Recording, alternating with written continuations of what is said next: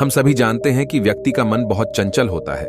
यही कारण है कि मन अशांत रहता है और कई सवालों का जन्म भी अशांत मन के कारण ही होता है। यदि आप जीवन में शांति चाहते हैं तो इसके लिए जरूरी है मन को शांत करना।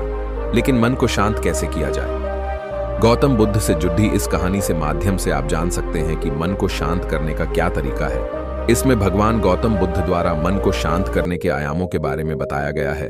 तो चलिए जानते हैं इस कहानी के माध्यम से, जिससे आपका जीवन बदल जाएगा। एक बार एक लडिड्ढिहका गौतम बुद्धा के पास जाकर कहता है, मेरे जीवन में बहुत अशांति है, कृपया करके आप मेरा मार्गदर्शन कीजिए जिससे कि मैं इस अशांति से छुटकारा पा सकूं। गौतम बुद्धा लडिड्ढिहके से जीवन की अशांति का कारण पूछते हैं। लडिड्ढिहका उत्तर देता है, अत्यधिक विचारों के कारण मेरे भीतर बहुत सारे विचार आते हैं जिससे मेरा मन अशांत रहता है। बुद्ध मुस्कुराते हुए कहते हैं, ऊपर आकाश की ओर देखो और बताओ तुम्हें सूर्य दिख रहा है। लडिड्ढिहका ऊपर देखता है और कहता है कि धूप दिखाई दे रहा है। बुद्ध उससे पूछते हैं कि अगर तुम लगातार धूप में खड्डा रहोगे तो क्या होगा?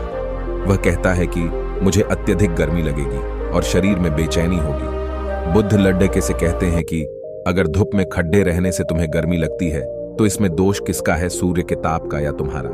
लडिड्ढिहका कुछ सोचने के बाद कहता है, इसका जवाब आप ही बताइए।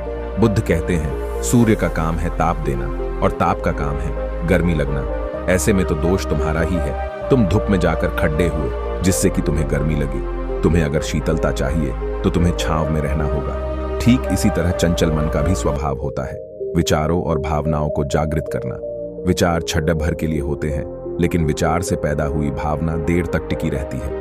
लेकिन ये अगर तुम्हें निर्णय लेना है कि तुम्हें विचार और भावनाओं के साथ चलना है या अलग दिशा बनानी है। बुद्ध कहते, मन को शांत करने के लिए तन के आयाम पर काम करना सबसे आसान तरीका है। शरीर के स्तर पर हमारी कर्मेंद्रियां और ज्ञानेंद्रियां हैं। कर्मेंद्रियां कर्म और ज्ञानेंद्रियां ज्ञान से जुड़ी होती है। इससे हम अपनी संवेदनशीलता को बढ़ा सकते हैं, यानी हम जो भी काम करें उसे आनंद के साथ करें। मन के आयाम से हटकर तन के आयाम पर जाने से ही तुम्हारा चित्त शांत होगा। ऐसा करने से तुम मन के आयाम से हटकर शरीर के आयाम पर आ जाओगे। ठीक उसी तरह जैसे धूप से हटकर छांव में आ सकते थे, मन के आयाम से हटने पर तुम्हारी जागरूकता तन पर आ जाएगी। जब तुम तन के आयाम पर काम करोगे तब तुम्हारा चित्त शांत होगा। इसलिए हर काम को तन के आयाम पर करने से मन शांत हो जाता है। लडिड्ढिहका बुद्ध से कहता है, अपने भीतर के शोर को कैसे सुने?